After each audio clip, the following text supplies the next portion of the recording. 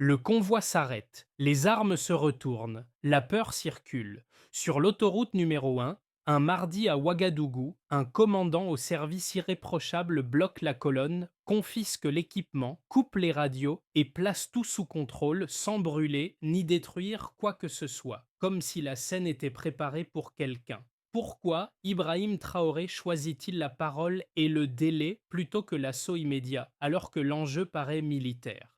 Parce qu'un détail, d'abord ignoré, transforme la force brute en risque civil et la preuve en piège au moment où tout le monde attend un coup de feu. Cette histoire promet une chose précise: comprendre comment une crise militaire peut être retournée sans tirer un seul coup de feu, et ce que cela révèle sur le pouvoir, la loyauté et la peur. En suivant la séquence complète, le lecteur gagne une clé simple: distinguer la force qui impressionne de la stratégie qui tient. L'enjeu dépasse un convoi ou un officier. Il touche la crédibilité de l'État, la sécurité des civils et la confiance interne d'une armée sous pression constante.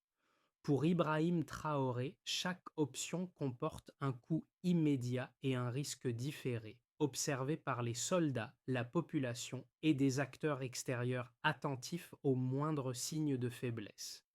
Rester immobile peut sembler dangereux. Agir trop vite peut être irréversible.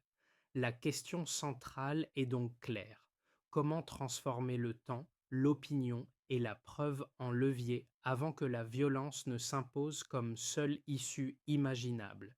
La révélation clé tient en deux faits simples, apparus très tôt mais mal interprétés. Le convoi a été immobilisé sans dégâts et aucune munition n'a été utilisée dans les premières heures. Ce choix, inhabituel dans une mutinerie armée, signale une intention de levier plutôt qu'un acte de chaos et ouvre une fenêtre stratégique que peu ont immédiatement comprise. Le contexte est celui d'un Burkina Faso sous pression sécuritaire continue, où les convois vers le nord sont vitaux et où chaque incident est scruté comme un indicateur de solidité de l'État. Le trajet sur la N1 n'avait rien d'exceptionnel: véhicules blindés, système de communication, fournitures militaires médicales. Une routine logistique répétée, presque invisible. C'est précisément cette normalité qui rend l'interception choquante, car elle ne répond à aucune urgence tactique apparente. Lorsque la nouvelle parvient à Ouagadougou, les hypothèses se multiplient.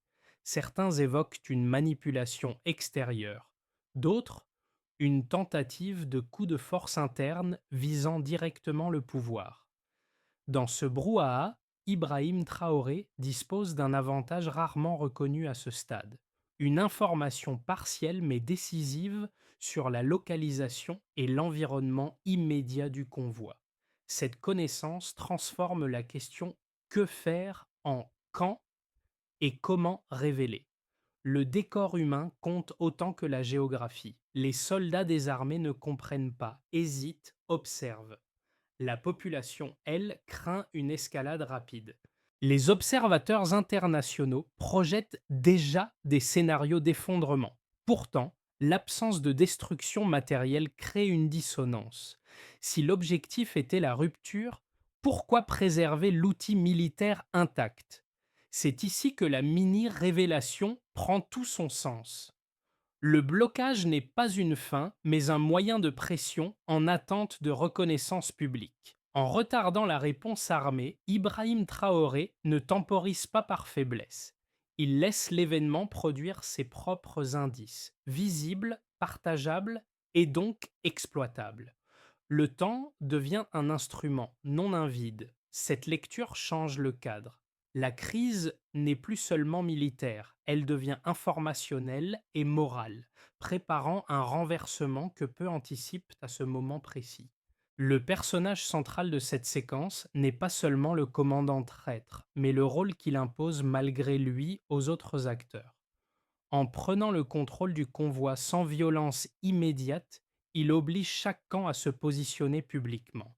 Les soldats, sous ses ordres, deviennent des témoins involontaires, coincés entre l'obéissance hiérarchique et la conscience d'une ligne franchie.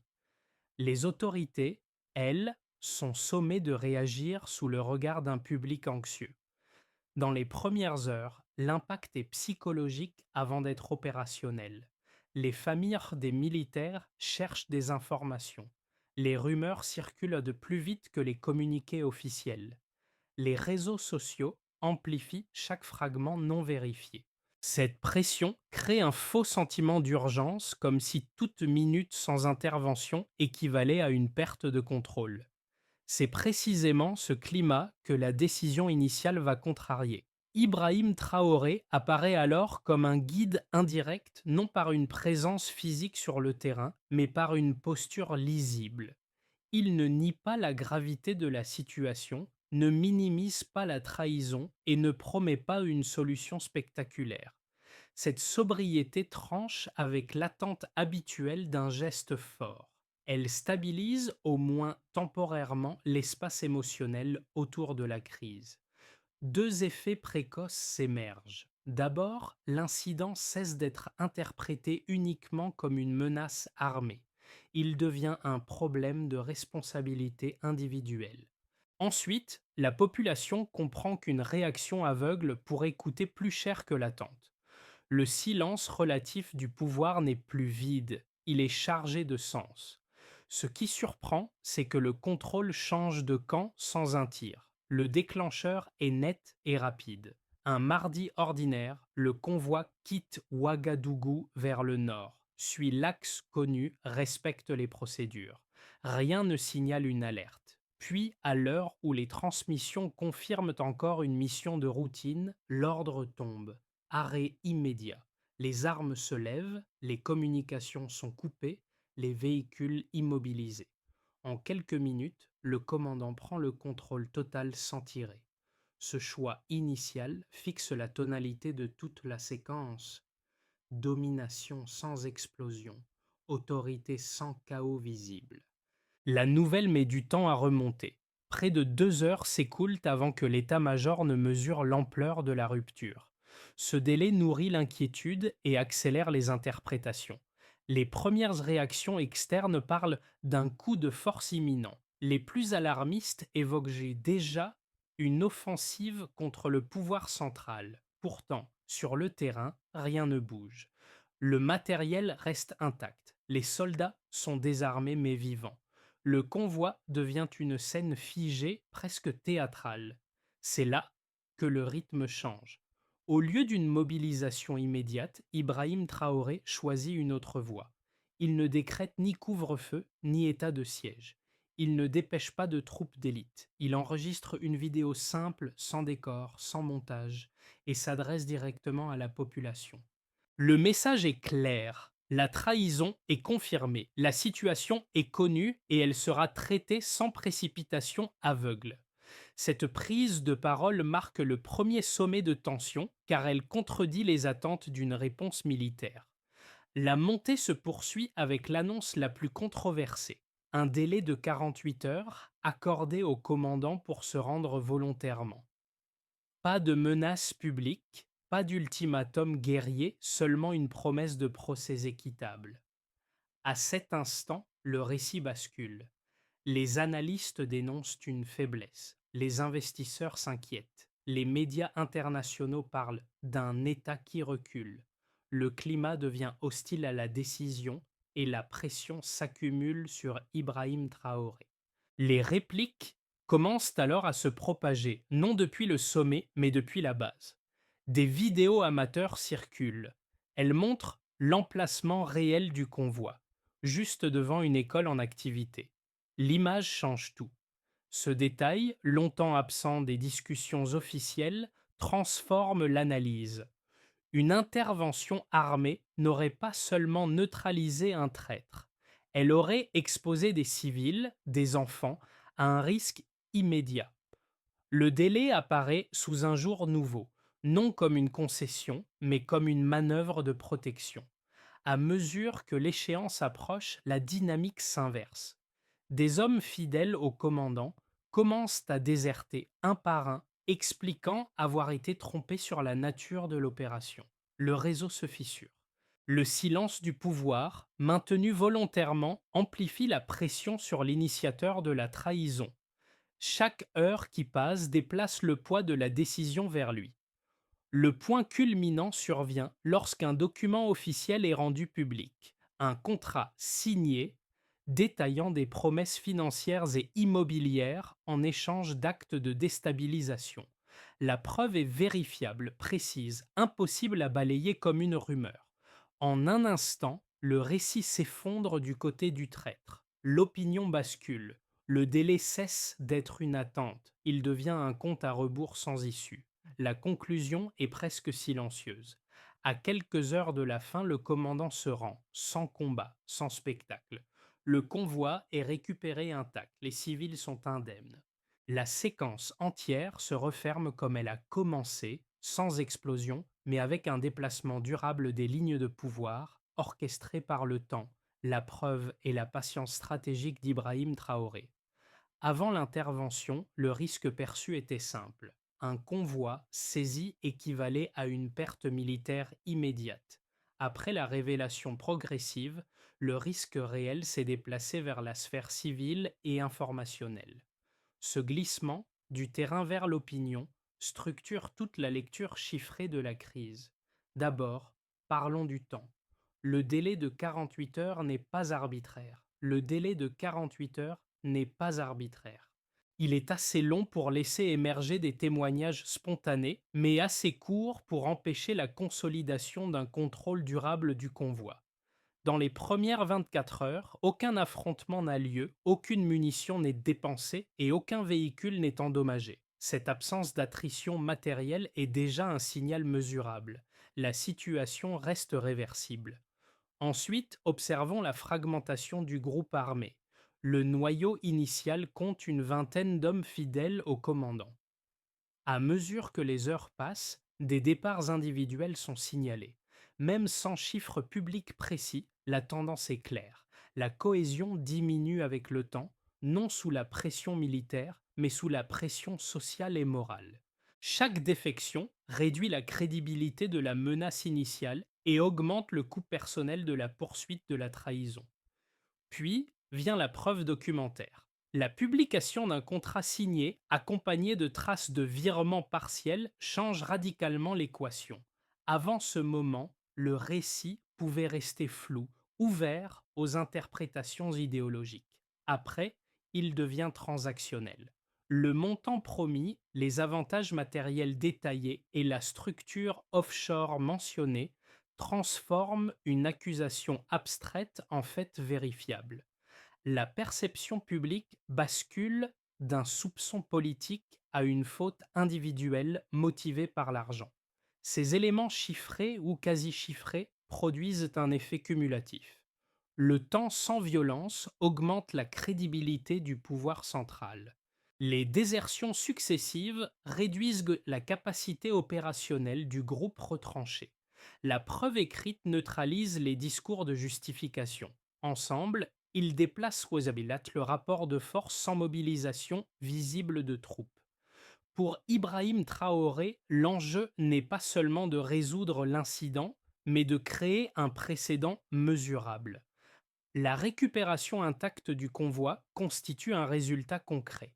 L'absence de victimes civiles en est un autre. Ces deux résultats, combinés, forment une référence implicite pour les crises futures: efficacité sans destruction, autorité sans démonstration de force. Et enfin, même sans statistiques officielles, l'effet externe peut aussi se lire de façon quasi quantitative. Les réactions régionales montrent une augmentation des enquêtes internes sur des réseaux similaires, signe que l'exposition publique a un effet dissuasif au-delà des frontières. Le coût anticipé de la trahison augmente non par la peur immédiate de la force, mais par la probabilité accrue d'être exposée. Ainsi, la preuve ne se limite pas à un document ou à un chiffre isolé. Elle réside dans la trajectoire mesurable de la crise, du contrôle armé initial à l'isolement progressif, puis à la reddition sans combat. Ce delta, lisible et reproductible, constitue le cœur de la démonstration stratégique portée par Ibrahim Traoré. L'argument opposé le plus solide affirme que toute tolérance temporelle face à une mutinerie armée crée un dangereux précédent.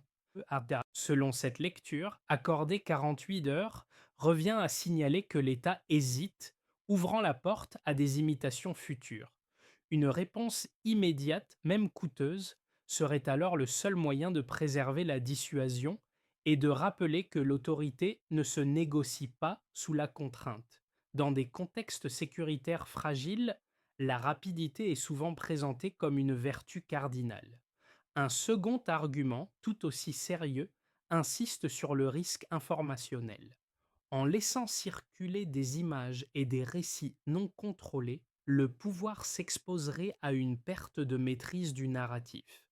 Les réseaux sociaux peuvent amplifier des interprétations erronées, nourrir la panique et durcir les positions. Dans cette optique, temporiser serait accepter que l'opinion publique devienne un champ de bataille imprévisible où la vérité factuelle arrive trop tard pour corriger les perceptions. Ces deux critiques reposent sur des hypothèses cohérentes et elles expliquent pourquoi de nombreux analystes ont jugé la décision initiale imprudente. Pourtant, la réponse fondée sur les faits observables nuance fortement ces craintes. Premièrement, le délai n'a pas été passif. Il a été structuré par une prise de parole unique, claire, qui a fixé un cadre moral et juridique précis. L'absence d'action répétée a réduit le bruit plutôt que de l'augmenter, laissant les indices matériels émerger d'eux-mêmes. Deuxièmement, la circulation d'images n'a pas affaibli l'État, mais déplacé la pression vers le commandant retranché. Les vidéos montrant la proximité d'une école ont rendu toute justification de l'usage de la force politiquement et moralement coûteuse pour lui. L'opinion, loin de se fragmenter, s'est alignée autour d'une exigence commune: la protection des civils et la responsabilité individuelle. Enfin, l'argument du précédent se heurte au résultat final. La reddition sans combat, suivie d'une procédure judiciaire, montre que la dissuasion peut aussi passer par la certitude d'être exposé et jugé plutôt que par la peur d'une frappe immédiate. Dans ce cadre, la stratégie associée à Ibrahim Traoré ne supprime pas l'autorité. Elle la redéfinit comme capacité à contrôler l'escalade. La tension entre vitesse et légitimité demeure réelle. Mais l'épisode suggère qu'une réponse mesurée, appuyée sur la preuve et le temps, peut parfois produire une dissuasion plus durable qu'une démonstration de force instantanée. La publication d'un seul fichier officiel reconfigure instantanément la crise. Il ne s'agit plus d'une confrontation de récits, mais d'un passage du soupçon à la traçabilité. Le contrat rendu public relie des promesses matérielles précises à des actes de déstabilisation définis, et ce lien change la nature même du conflit. Ce qui semblait idéologique devient transactionnel. Ce qui paraissait politique devient personnel. À ce point précis, Ibrahim Traoré n'ajoute aucun commentaire spectaculaire. Il laisse la pièce parler d'elle-même. Cette retenue est déterminante car elle empêche toute dilution du message. Le document n'est pas présenté comme une accusation parmi d'autres, mais comme une clé qui ordonne rétrospectivement chaque événement précédent. L'arrêt sans destruction, l'attente, le délai, le silence calculé. Le centre de gravité se déplace alors clairement. La question n'est plus de savoir si l'État va frapper, mais combien de temps le commandant peut encore soutenir une position désormais isolée. Chaque justification publique devient plus coûteuse. Chaque heure supplémentaire accroît l'écart entre sa version et la preuve disponible. Ce moment médian révèle la logique complète de la séquence. La patience n'était pas une posture défensive, mais un mécanisme d'exposition. La force n'a pas disparu, elle en aurait été suspendue pour laisser la preuve produire son effet maximal. À partir de là, l'issue cesse d'être incertaine et devient une question de tempo. Pour l'État, l'effet immédiat est un gain de crédibilité opérationnelle sans démonstration de force. La récupération intacte du convoi confirme que l'autorité peut être rétablie sans destruction et que la chaîne de commandement conserve une capacité de contrôle même sous contrainte. Cette issue renforce la position institutionnelle d'Ibrahim Traoré, non par un geste spectaculaire, mais par un résultat mesurable. Aucun matériel perdu, aucun civil blessé, une procédure judiciaire enclenchée.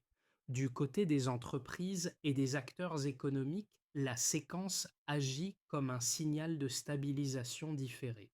Les inquiétudes initiales, marquées par des retraits prudents et une attente fébrile, sont progressivement remplacées par une lecture plus nuancée. La crise n'a pas dégénéré en affrontement armé, et l'État a montré qu'il privilégiait la prévisibilité juridique à l'arbitraire militaire. Pour les investisseurs, cette distinction compte. Elle suggère un environnement où les risques sécuritaires existent, mais où leur gestion ne repose pas sur l'improvisation. Pour les citoyens, l'impact est d'abord émotionnel, puis civique. Les images de civils, et surtout d'enfants, potentiellement exposés, ont déplacé le centre de gravité du débat. La population ne réclame pas une vengeance immédiate, mais une justice lisible. La reddition sans combat est perçue comme une victoire collective, car elle évite un traumatisme supplémentaire dans un contexte déjà fragilisé. Cette perception renforce l'idée que la protection des vies, des vies, prime sur l'affirmation brutale de la puissance. À l'échelle régionale, les répercussions dépassent largement l'incident initial. Les pays voisins observent un précédent. Un réseau de cooptation militaire exposé publiquement, sans affrontement, par la seule combinaison du temps et de la preuve. Des enquêtes internes sont évoquées, des mécanismes de vigilance renforcés. La dissuasion change de nature. Elle ne repose plus uniquement sur la peur de la sanction immédiate, mais sur la probabilité accrue d'être identifié, documenté et jugé. Ces quatre niveaux d'impact convergent vers une même leçon pratique. La gestion de crise ne se mesure pas seulement à la rapidité de la réponse, mais à la qualité des effets produits dans la durée. En laissant la preuve structurer l'opinion et isoler progressivement le fautif, Ibrahim Traoré transforme un épisode de trahison en démonstration systémique. La conséquence la plus durable n'est donc pas l'arrestation d'un homme, mais l'élévation du coût anticipé de la trahison pour tous les autres. Quand la violence n'offre plus d'avantage décisif, le calcul change. Et c'est précisément ce déplacement du calcul qui redéfinit l'équilibre bien au-delà du Burkina Faso. Si l'on envisage la suite, trois trajectoires se dessinent. Si la séquence reste une référence interne, alors l'effet principal sera institutionnel. Les procédures de contrôle, d'enquête et de communication se standardisent et chaque incident futur est traité avec la même combinaison de délais maîtrisés et de preuves vérifiables. Dans ce cadre, l'État consolide une routine de gestion de crise où la force demeure disponible mais rarement activée. La crédibilité se construit par répétition, non par exception. Si l'exposition publique des réseaux de cooptation se diffuse réellement, alors l'impact dépasse le cas national. Des audits préventifs apparaissent dans les armées voisines, les canaux financiers suspects sont davantage surveillés et la promesse de gains rapides perd de son attractivité. La dissuasion devient collective. Ibrahim Traoré n'est plus seulement associé à un épisode réussi, mais à un modèle exportable de résolution sans escalade, renforçant la coopération régionale sur la base d'intérêts partagés. Si l'épisode est interprété comme non reproductible, alors certains acteurs pourraient tester ses limites. Une future mutinerie pourrait chercher à éviter toute trace documentaire ou à provoquer une escalade immédiate pour court-circuiter la phase d'exposition. Dans ce cas, la stratégie perdrait une partie de son avantage informationnel et l'État serait contraint de rééquilibrer plus vite vers la coercition classique. Ces trois trajectoires ne sont pas exclusives. Elles dépendent d'un facteur commun, la capacité à maintenir la cohérence entre discours, preuve et action. La leçon centrale n'est pas de retarder systématiquement l'usage de la force, mais de conditionner son emploi à un cadre qui maximise la légitimité et minimise les dommages collatéraux. Il vaut mieux penser la crise comme une séquence, non comme un instant. Si le temps est structuré, alors il devient un outil.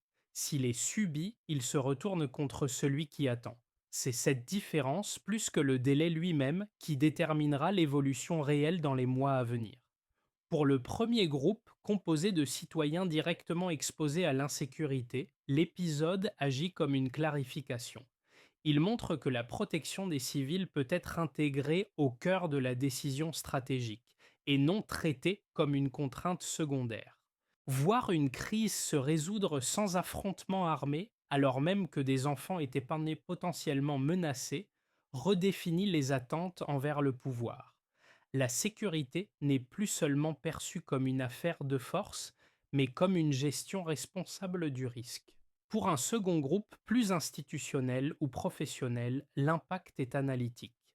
L'enchaînement des faits offre un cadre de lecture transférable, identifier les indices précoces, accepter une phase de tension contrôlée, puis rendre la preuve centrale.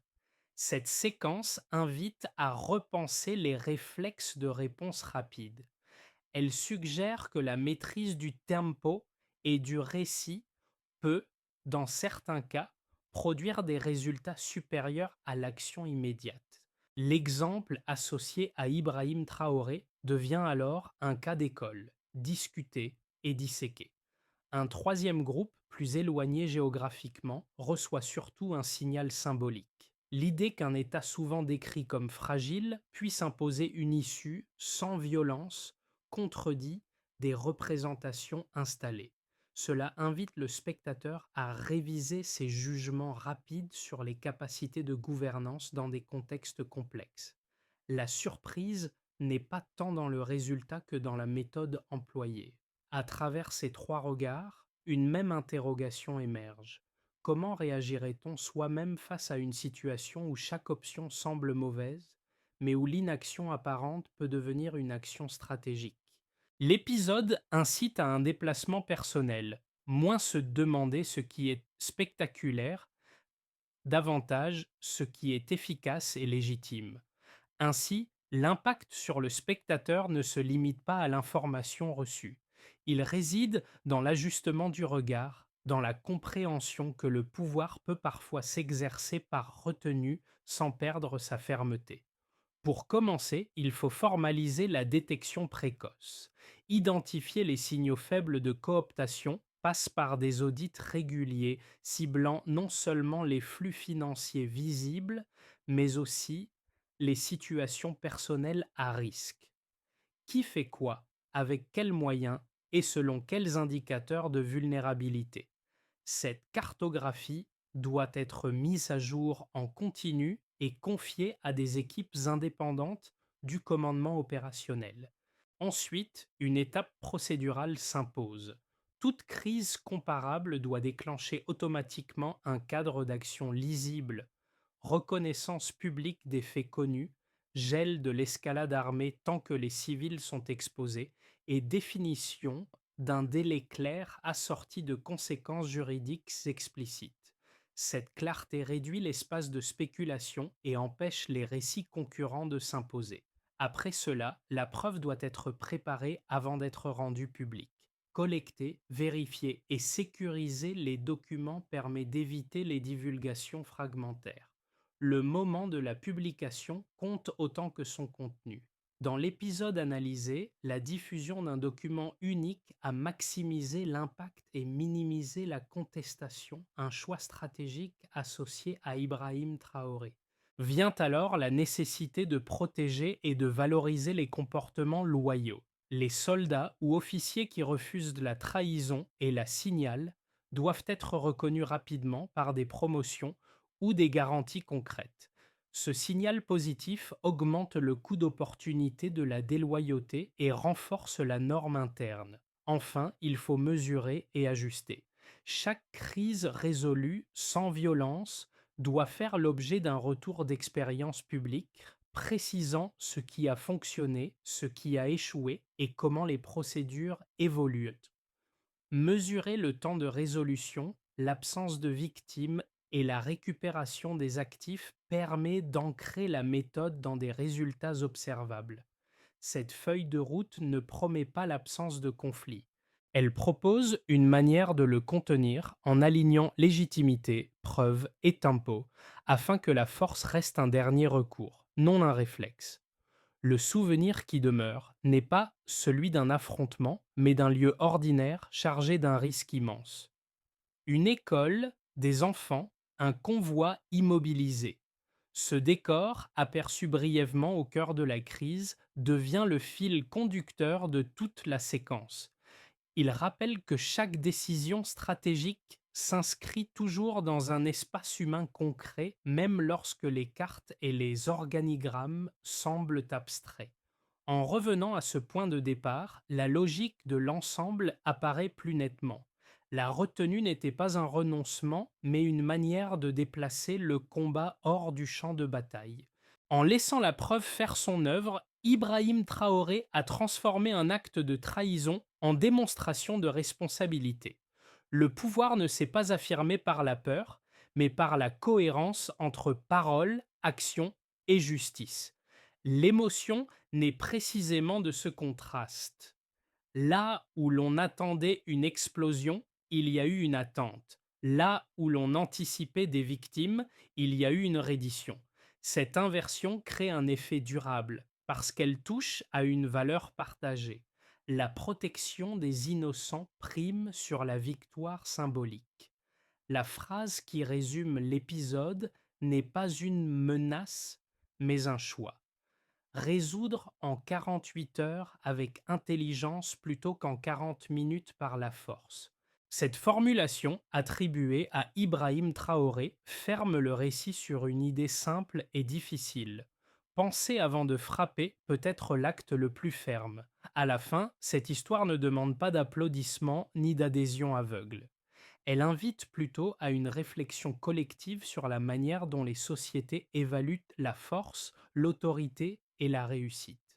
Dans un monde saturé d'images de violence rapide, l'épisode burkinabé propose une autre métrique. Moins de dégâts, plus de responsabilité et une justice rendue visible. Ce déplacement symbolique compte car il influence la façon dont les crises futures seront jugées, commentées et peut-être résolues. Pour certains, le nom d'Ibrahim Traoré restera associé à une posture ferme sans escalade. Pour d'autres, il ouvrira un débat plus large sur les limites et les conditions de ce type de stratégie. L'essentiel n'est pas de trancher immédiatement, mais de poser les bonnes questions. Quand le temps devient-il un outil? À quel moment la preuve vaut-elle plus qu'une démonstration de force? Et comment mesurer le succès autrement que par la rapidité ou la brutalité de l'action? Cette conclusion n'est donc pas une fin, mais un point d'entrée. Elle suggère d'observer les prochains épisodes avec un regard différent, attentif aux signaux faibles et aux choix de tempo. Si vous deviez retenir une seule idée, ce serait celle-ci. La puissance la plus durable est parfois celle qui sait attendre, exposer et juger. À partir de là, la discussion reste ouverte. Qu'est-ce qui, selon vous, fait réellement l'autorité d'un État face à la crise?